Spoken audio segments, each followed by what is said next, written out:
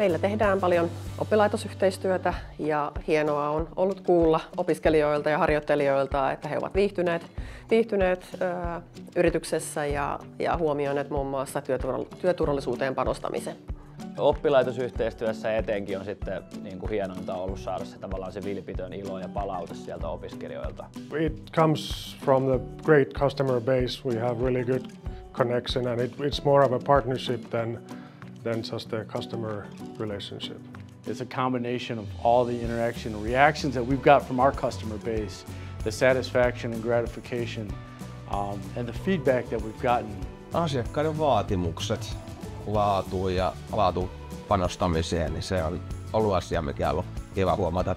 Yhtenä isona kohokohtana sanoisin myös nämä meidän asiakasprojektit, mitä tuossa RD Centerissä ollaan tehty, että on päästy yhdessä asiakkaan kanssa kehittämään, testaamaan niitä järjestelmiä ja tuotteita. Just kun tekee paljon noita reissuhommia, niin yhteiset onnistumiset, että vaikka meiltä tilataan työ, niin kuitenkin tehdään yhdessä, että sitten lopuksi voi kuitenkin iloita siitä, että on yhdessä onnistuttu.